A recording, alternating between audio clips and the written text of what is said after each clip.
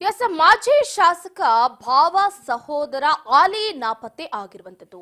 ಫಲ್ಗುಣಿ ನದಿಯ ಕುಳೂರು ಬ್ರಿಡ್ಜ್ ಬಳಿ ಕಾರು ಪತ್ತೆಯಾಗಿದೆ. ಆದ್ರೆ ಮನುಷ್ಯ ಮಾತ್ರ ಇಲ್ಲ. ಮಂಗಳೂರಿನ ಕುಳೂರಿನ ಸೇತುವೆ ಮೇಲೆ ಕಾರು ಪತ್ತೆಯಾಗಿದೆ. ಎಸ್ ಮಾಜಿ ಶಾಸಕ ಮೊಹಿಯುದ್ದೀನ್ ಭಾವ ಸಹೋದರ ಮುಮ್ತಾಜ್ ಅಲಿ 53 ವರ್ಷ ನಾಪತ್ತೆಯಾಗಿದ್ದಾರೆ. ಫಲ್ಗುಣಿ ನದಿಯ ಕೂಳೂರು ಬ್ರಿಡ್ಜ್ ಬಳಿ ಕಾರು ಮಾತ್ರ ಪತ್ತೆಯಾಗಿದೆ. ವ್ಯಕ್ತಿ ಮಾತ್ರ ಇಲ್ಲ. ಮಂಗಳೂರಿನ ಕುಳೂರಿನ ಸೇತುವೆ ಮೇಲೆ ಕಾರು ಪತ್ತೆಯಾಗಿರುವಂತದ್ದು. ಮುಂಜಾನೆ 3 ಗಂಟೆಗೆ ಮನೆಯಿಂದ ಹೊರಟಿದ್ರಂತೆ ಮುಮ್ತಾಜ್ ಅಲಿ. ಬೆಳಂಬೆಳಗ್ಗೆನೆ ಹೊರಗಡೆ ಹೊರಟಿರ್ತಾರೆ. ಬೆಳಿಗ್ಗೆ 3 ಗಂಟೆ ಸರಿಸುಮಾರಿಗೆ ಆಚೆ ಹೋಗಿದ್ದಾರೆ. ಮುಮ್ತಾಜ್ ಅಲಿ ನದಿಯಲ್ಲಿ ಏನಾದ್ರೂ ಸಿಲುಕಾಕೊಂಡ್ರ ಅನ್ನುವಂತಹ ಪ್ರಶ್ನೆ ಈಗ ಮೂಡ್ತಾ ಇದೆ. ಎಸ್ಡಿಆರ್ಎಫ್ ಅಗ್ನಿಶಾಮಕ ದಳದಿಂದ ಹುಡುಕಾಟವೂ ಕೂಡ ನಡೀತಾ ಇದೆ. ಗಮನಿಸಬಹುದು ದೃಶ್ಯಗಳನ್ನ. ಏನು ಮಂಗಳೂರು ನಗರದ ಹೊರವಲಯದ ಕುಳೂರು ಸೇತುವೆ ಮೇಲೆ ಅವರು ಪ್ರಯಾಣಿಸುವ ಕಾರ್ ಮಾತ್ರ ಪತ್ತೆಯಾಗಿದೆ. ಮಾಹಿತಿ ಪ್ರಕಾರ ಬೆಳಿಗ್ಗೆ 3 ಗಂಟೆ ಸರಿಸುಮಾರಿಗೆ ಮುಮ್ತಾಜ್ ಅಲಿ ಮನೆಯಿಂದ ಹೊರಟಿದ್ರು ಅನ್ನುವಂತಹ ಮಾಹಿತಿ ಲಭ್ಯ ಆಗ್ತಾ ಇದೆ. ಕಾರ್ ಗಮನಿಸ್ತಾ ಇದ್ರೆ ಲಕ್ಸುರಿಯಸ್ ಕಾರ್ ಇದು.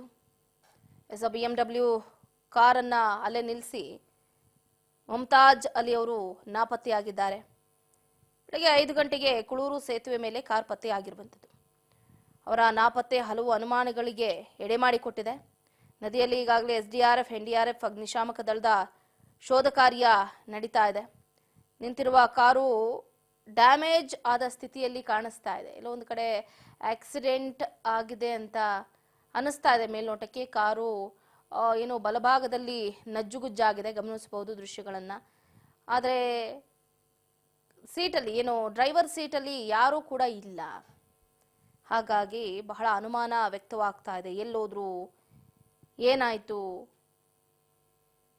ಯಾಕೆ ಕಾರ್ ಜಖಮ್ ಆಗಿದೆ, ಅಪಘಾತ ಏನಾದರೂ ಸಂಭವಿಸ್ತಾ, ಅಪಘಾತ ಸಂಭವಿಸಿದ ನಂತರ ಏನಾಯ್ತು, ಈ ರೀತಿಯಾದಂತಹ ಹಲವಾರು ಪ್ರಶ್ನೆಗಳು ಉದ್ಭವ ಆಗ್ತಾ ಇದೆ.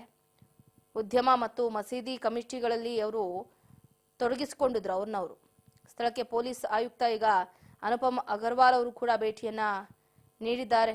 ಕಮಿಷನರ್ ಮುಂದೆ ಕಣ್ಣೀರನ್ನ ಮೊಹಿಯುದ್ದೀನ್ ಅವರು ಅವ್ರ ಭಾವ ಕಣ್ಣೀರನ್ನ ಇಡ್ತಾ ಇದ್ದಾರೆ. ಪ್ರಕರಣದ ಬಗ್ಗೆ ಪ್ರತಿಕ್ರಿಯೆ ಕೊಟ್ಟಿರುವಂತಹ ಮಂಗಳೂರು ನಗರ ಪೊಲೀಸ್ ಕಮಿಷನರ್ ಅನುಪಮ್ ಅಗರ್ವಾಲ್ ಅವರು ಮುಂಜಾನೆ 3 ಗಂಟೆಗೆ ಮನೆಯಿಂದ ಕೆಲ ಕಾರಣಗಳಿಂದ BMW ಕಾರನ್ನ ತಗೊಂಡು ಅವರೇ ಚಲಾಯಿಸಿಕೊಂಡು, ಸ್ವತಃ ಡ್ರೈವರ್ ಸಹ ಇಲ್ವಂತೆ, ಅವರೇ ಸ್ವತಃ ಚಲಾಯಿಸಿಕೊಂಡು ಬಂದಿದ್ದಾರೆ. ಕುಳೂರು ಸೇತುವೆಯಲ್ಲಿ ಕಾರು ಅಪಘಾತವಾಗಿ ಕಾಣೆಯಾಗಿದ್ದಾರೆ. ಈ ವಿಚಾರ ಮಗಳಿಗೆ ತಿಳಿದು ಪೊಲೀಸರಿಗೆ ಮಾಹಿತಿಯನ್ನು ಕೊಟ್ಟಿದ್ದಾರೆ. ಸೇತುವೆಯಿಂದ ಕೆಳಗೆ ಹಾರಿರುವ ಬಗ್ಗೆಯೂ ಕೂಡ ಸಂಶಯ ಇದೆಯಂತೆ.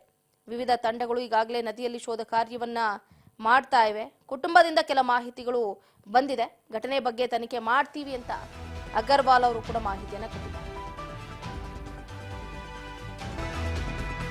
ಅಗ್ನಿಶಾಮಕ ದಳದಿಂದ ಶೋಧ ಕಾರ್ಯ ನಡೀತಾ ಇದೆ.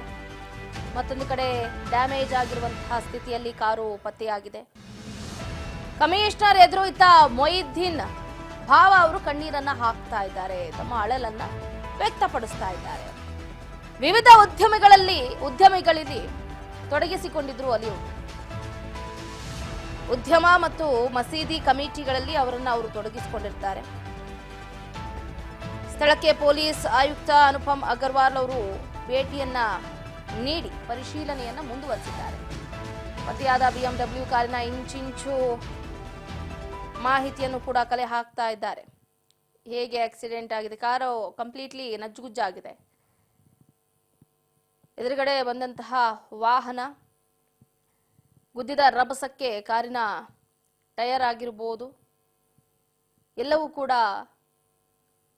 ಜಖಮ್ ಆಗಿದೆ. ಆಕ್ಸಿಡೆಂಟ್ ಆದ ನಂತರ ಏನಾಯ್ತು, ಫ್ರಂಟ್ ಸೀಟ್ನಲ್ಲೂ ಇಲ್ಲ, ಅಥವಾ ಅಪಘಾತ ಆಗಿದೆ ಅಂತಂದ್ರೆ ದೇಹನೂ ಇಲ್ಲ, ಏನೂ ಇಲ್ಲ, ಎಲ್ಲೋದ್ರು ಹಾಗಾದ್ರೆ?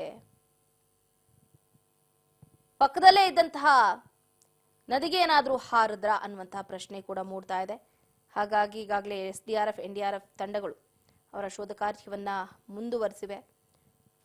ಪ್ರಕರಣದ ಬಗ್ಗೆ ಪ್ರತಿಕ್ರಿಯೆ ಕೊಟ್ಟಿರುವಂತಹ ಮಂಗಳೂರು ನಗರ ಪೊಲೀಸ್ ಕಮಿಷನರ್ ಅನುಪಮ್ ಅಗರ್ವಾಲ್ ಅವರು ಕೂಡ ಎಲ್ಲ ಸ್ಟೇಟ್ಮೆಂಟ್ಗಳನ್ನು ಕಲೆ ಹಾಕೊಂಡಿದ್ದಾರೆ.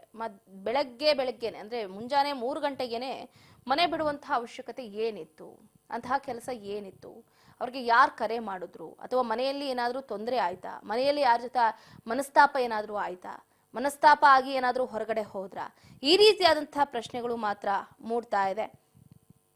ಗಮನಿಸಬಹುದು, ಕುಳೂರು ಸೇತುವೆಯಲ್ಲಿ ಕಾರು ಪತ್ತೆಯಾಗಿದೆ, ಆದರೆ ವ್ಯಕ್ತಿ ಮಾತ್ರ ಇಲ್ಲ. ಈ ವಿಚಾರ ಯಾವಾಗ ಮಗಳಿಗೆ ಗೊತ್ತಾಯ್ತೋ ಪೊಲೀಸರಿಗೆ ಮಾಹಿತಿಯನ್ನು ಕೊಟ್ಟಿದ್ದಾರೆ. ಸೇತುವೆಯಿಂದ ಕೆಳಗೆ ಹಾರಿರುವ ಬಗ್ಗೆಯೂ ಕೂಡ ಸಂಶಯ ವ್ಯಕ್ತವಾಗ್ತಾ ಇದೆ.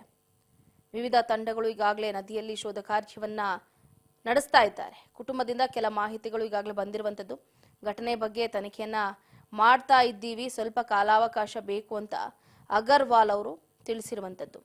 ಎನಿಹಾವ್ ಏನೇ ಆಗಿರ್ಬೋದು ಗೊತ್ತಿಲ್ಲ. ಮಾಜಿ ಶಾಸಕ ಮೊಹಿದ್ದೀನ್ ಬಾಬಾ ಸೋದರ ನಾಪತ್ತೆ ಆಗಿರುವುದು ಸಾಕಷ್ಟು ಅನುಮಾನಕ್ಕೆ ಎಡೆ ಮಾಡಿಕೊಡ್ತಾ ಇದೆ. ಆ 2 ಗಂಟೆಯಲ್ಲಿ ಆಗಿದ್ದಾದ್ರೂ ಏನು ಅನ್ನುವಂಥ ಪ್ರಶ್ನೆ ಉದ್ಭವ ಆಗ್ತಾ ಇದೆ.